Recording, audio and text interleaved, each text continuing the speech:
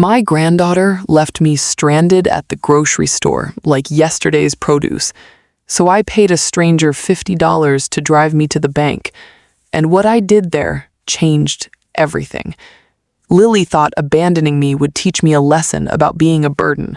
She had no idea I was about to teach her what happens when you mistake kindness for weakness. Before I tell you what really happened, I need you to know something. Your stories matter to me. Drop a comment and tell me where you're watching from and what time it is right now.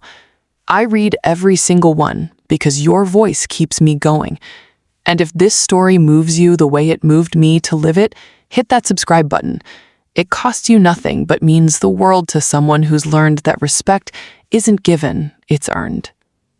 Now, let me tell you how a 74-year-old woman turned abandonment into the sweetest victory of her life. I raised Lily from the time she was 7 years old. Her mother, my daughter Sarah, decided motherhood was too hard and moved to California to find herself. Left Lily with me and a note that said she'd be back when she got things figured out. That was 15 years ago. I became Lily's everything. Homework helper, cheerleader at soccer games, the one who held her when boys broke her heart. I worked double shifts at the hospital to pay for her dance lessons, her prom dress, her college application fees. When she graduated nursing school last year, I was the proudest woman in that auditorium. But success has a way of changing people. Lily got her first job at the medical center downtown, started making good money, and suddenly, everything I did was wrong. The way I seasoned my chicken was too salty. The way I folded laundry was outdated. The way I asked about her day was invasive. She moved into her own apartment 6 months ago, but I still helped her with groceries, still cooked meals she could take to work, still did her laundry because she said the machines at her complex were unreliable. Last Tuesday started like any other day. Lily called and asked if I wanted to go grocery shopping together. I was thrilled. We hadn't spent quality time in weeks. She picked me up in her new car, the one I helped her with the down payment for, and we drove to the big supermarket across town. I should have noticed she seemed distracted, checking her phone more than usual, but I was just happy to be with my grandbaby. We filled the cart together. I picked up ingredients for her favorite soup, the one I'd been making since she was 8 years old and homesick for her mama. She grabbed energy drinks and frozen dinners, the kind of food that worried me, but I get my tongue. When we got to the checkout, Lily's phone rang. She stepped away to answer, gesturing for me to handle the groceries. I fumbled with my purse, my arthritis making the zipper stick, but I managed to pay for everything. That's when I heard her outside, talking loud enough that her voice carried through the automatic doors. She was laughing, telling someone about her plans for the evening, plans that apparently didn't include helping her grandmother get home with 2 weeks' worth of groceries. I waited by the cart thinking she'd come back any minute. 5 minutes passed, then 10, then 20. I asked a store employee if they'd seen the young woman I came in with. The teenager looked at me with pity and shrugged. I called Lily's phone. It went straight to voicemail. That's when reality hit me like ice water. My own granddaughter, the child I raised, had left me stranded 40 miles from home with no way to get back. I stood there in that parking lot, 2 heavy bags of groceries at my feet, cars rushing past like my crisis was invisible. For a moment, I felt every one of my 74 years pressing down on my shoulders. But then something else kicked in, something I thought Lily had trained out of me with all her criticism and impatience. My backbone. I approached a woman loading groceries into her minivan. She had kind eyes and a cross necklace that caught the sunlight. I explained my situation, keeping my voice steady even though my hands were shaking with rage. She listened with growing horror. Her name was Patricia, she said, and she had a teenage daughter. She couldn't imagine anyone treating their grandmother this way. Patricia offered to drive me home, but I had different plans. I asked her to take me to First National Bank instead. She looked puzzled but agreed. On the drive there, I told her about Lily, about the years of sacrifice, the recent months of disrespect, and today's ultimate betrayal. Patricia's knuckles went white on the steering wheel. When we pulled up to the bank, I handed Patricia a $50 bill. She tried to refuse, but I insisted. She'd given me something more valuable than a ride. She'd reminded me that there were still decent people in the world, people who understood that age deserved respect, not abandonment. I thanked her and walked into that bank with my head held high and my mind made up. I'd been Lily's financial safety net for years. When she needed her car repaired, I wrote the check. When her security deposit was due on the apartment, I covered it. When she wanted to take that expensive certification course, I dipped into my retirement fund. I had set up a savings account in both our names, adding money from every Social Security check because I wanted her to have something when I was gone. But Lily didn't know about the other account, the one with just my name on it, the one where I'd been quietly moving money for the past 6 months as her attitude got worse and her gratitude disappeared. Call it intuition, call it the wisdom that comes from being disappointed before. I'd learned that people show you who they really are, and it's smart to listen. I sat across from Mr. Rodriguez, my banker for the past 12 years. He knew my story, knew how much Lily meant to me. When I told him what happened at the grocery store, his face darkened. When I told him what I wanted to do, he leaned back in his chair and studied me carefully. "Are you sure about this, Mrs. Chen? Once we make these changes, they can't be undone easily." I thought about Lily's laugh echoing through that parking lot while I stood abandoned with my groceries. I thought about the months of being treated like an inconvenience in my own life story. I thought about that little girl who used to climb into my bed during thunderstorms, and how that girl had grown into a woman who could drive away without looking back. "I'm certain," I said. Mr. Rodriguez printed out the paperwork. I signed my name with the same steady hand that had signed Lily's school permission slips, her college loan documents, her apartment lease, but this signature was different. This signature was taking my power back. I removed Lily's name from our joint savings account. All $23,000 now belonged solely to me. I closed the credit card I'd gotten her for emergencies, the one she'd been using for dinner dates and shopping trips. I updated my emergency contact from Lily to Patricia, the stranger who'd shown me more kindness in one afternoon than my granddaughter had in months. The biggest change was my will. Lily had always been my sole beneficiary. Everything I owned, everything I'd worked for, was supposed to be hers someday. Mr. Rodriguez had the paperwork ready to change that too. Half of my estate would now go to the children's hospital where I'd volunteered for 15 years. The other half would establish a scholarship fund for young people aging out of foster care, kids who understood what it meant to be abandoned. When I finished signing, I felt lighter. Not vindictive, not bitter, just free. Free from the weight of ungrateful expectations. Free from walking on eggshells around someone who should have been walking on water to show appreciation for my sacrifices. Mr. Rodriguez arranged for a taxi to take me home.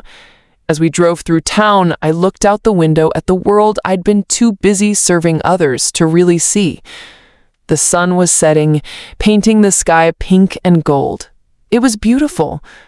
I'd forgotten to notice beautiful things while I was busy being useful to people who didn't value me. My phone had been buzzing in my purse during the bank meeting.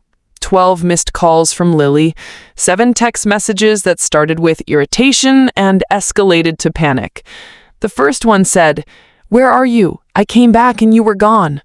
The last one said, "Grandma, please call me back. I'm sorry. I'm scared something happened to you." I didn't respond. Let her feel what I'd felt standing in that parking lot. Let her wonder if her grandmother was safe, the way I wondered how my own granddaughter could be so cruel. Let her imagine the worst, the way I'd imagined spending my final years being treated like a burden by the child I'd devoted my life to raising. I got home as darkness was falling. Lily's car was in my driveway. She was sitting on my front steps, still in her scrubs from work, her face streaked with tears. When she saw me getting out of the taxi, she jumped up and ran toward me. "Grandma, where were you? I was terrified. I thought something terrible happened." "Something terrible did happen," I said quietly. "My granddaughter abandoned me at a grocery store 40 miles from home." Lily's face crumpled. She tried to hug me, but I stepped back. "Let's go inside and talk." We sat in my living room, the same room where I'd helped her with algebra homework and listened to her teenage heartbreaks. She was crying now, real tears that might have moved me a few hours ago, but that was before the bank, before I'd remembered what it felt like to have control over my own life. "I can explain," she started. "Daniel called and there was this emergency at his apartment. The pipes burst and I had to help him save his stuff. I was going to come right back for you, but then we had to deal with the landlord and the insurance, and it took longer than I thought." Daniel, her boyfriend of 3 months, the one who'd never met me because Lily said I wouldn't understand their relationship, the one who was more important than her grandmother's safety and dignity. "You left me there for Daniel," I said quietly. "Not for a medical emergency, not for a crisis, for your boyfriend's plumbing problem." Lily wiped her nose with the back of her hand. "It seemed important at the time. I made a mistake." "No, Lily. A mistake is forgetting to pick up milk. A mistake is being 5 minutes late. What you did was make a choice. You chose to prioritize someone else's convenience over my grandmother's basic safety. You chose to leave me stranded because you assumed I'd just figure it out, the way I always figure everything out for you." She was quiet for a long moment, maybe finally understanding the weight of what she'd done. "I'm sorry, Grandma. I really am. I know I've been difficult lately. I know I haven't been grateful enough for everything you do." "Grateful enough?" I repeated. "Lily, gratitude isn't a transaction. It's not something you measure out like sugar in a recipe. It's a way of being in the world. It's remembering that the people who love you are gifts, not guarantees." And I watched her face as the implications of my words sank in. "I need to tell you about some changes I made today. While you were dealing with Daniel's pipes, I was dealing with some plumbing of my own, financial plumbing. I went to the bank and made some adjustments to our arrangements." Lily's eyes widened. "What kind of adjustments?" I explained about the savings account, the credit card, the emergency contact change. With each revelation, she grew paler. When I got to the part about the will, she stood up abruptly. "You changed your will because I made one mistake?" Her voice was rising, that familiar tone of indignation I'd been hearing for months. "This is insane, Grandma. I said I was sorry." "One mistake," I repeated slowly. "Lily, this wasn't one mistake.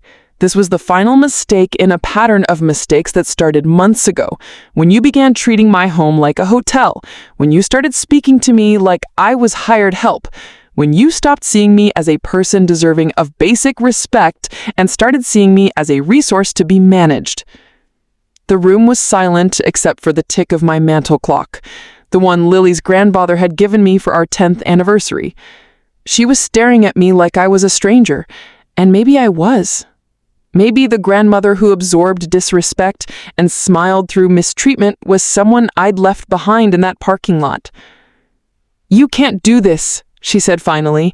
"I need that money for my future, for a house, for my life. You promised it would be mine someday." I promised a lot of things to a little girl who used to tell me I was her hero.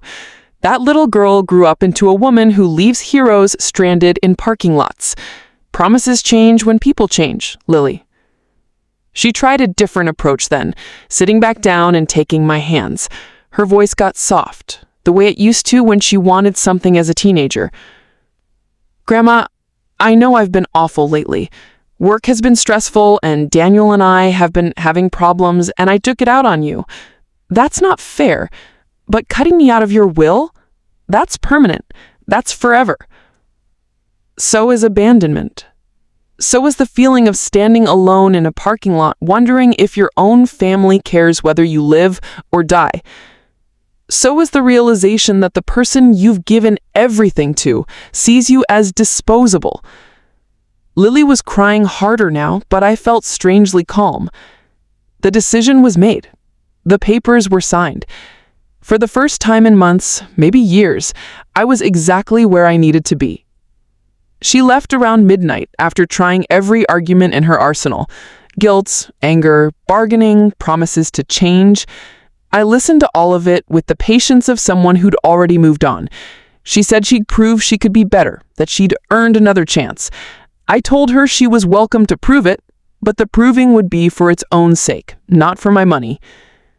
After she left, I made myself a cup of tea and sat in my recliner, the one with the perfect view of my garden. The roses I'd planted when Lily was small were blooming again. They'd survived drought, harsh winters, neglect during busy seasons. They kept blooming because that's what survivors do. My phone rang the next morning. It was Patricia, the woman who'd driven me to the bank. She was checking to make sure I was okay, that I'd gotten home safely. We talked for an hour about our children, our disappointments, our small victories. Before hanging up, she invited me to lunch later that week.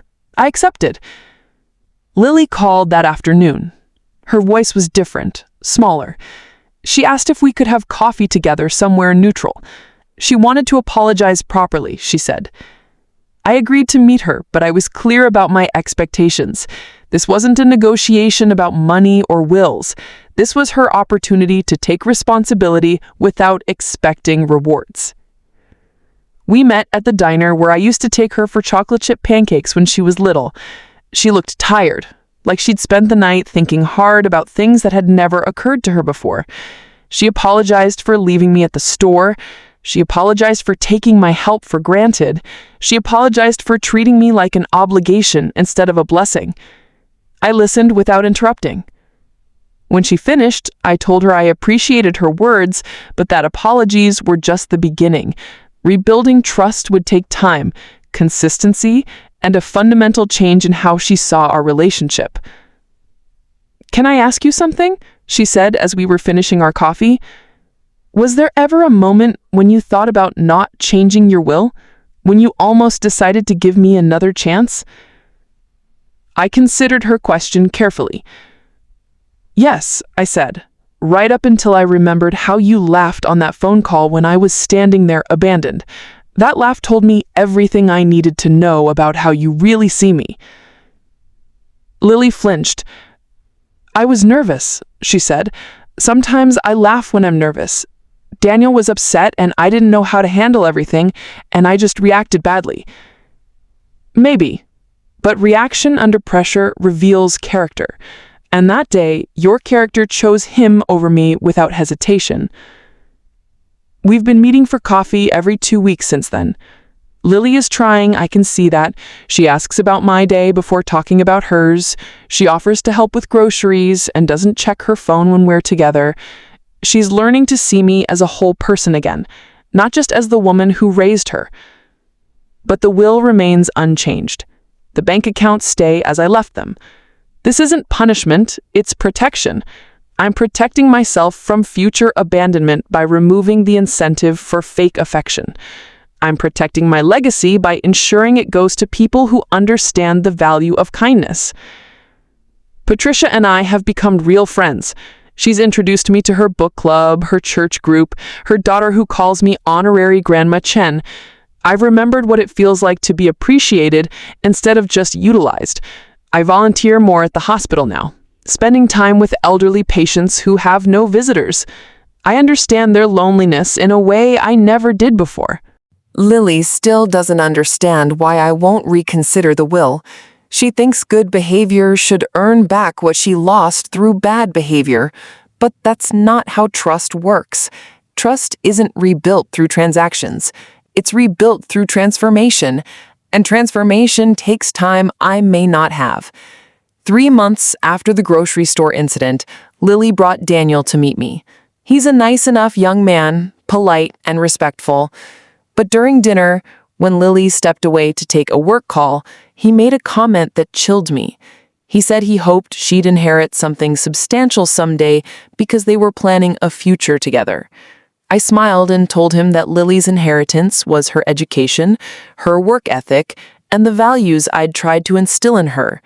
Everything else was just money, and money couldn't buy the things that really mattered. His face fell slightly, but I felt lighter than I had in months. That evening after they left, I called my lawyer and added one more provision to my will, a small trust fund for Lily's future children, if she has any. Not enough to make her wealthy, but enough to help with education, with emergencies, with the kind of support I'd always provided. Because becoming a mother might teach her what I tried to teach her as a grandmother, that love means sacrifice, not convenience. The grocery store where Lily abandoned me closed down last month. I drove by it with Patricia on our way to lunch, and we saw the empty parking lot where my transformation began. Patricia asked if I ever regretted making such drastic changes so quickly. I thought about her question as we drove away from that vacant lot. I thought about the woman I used to be, the one who absorbed disrespect because she was afraid of being alone.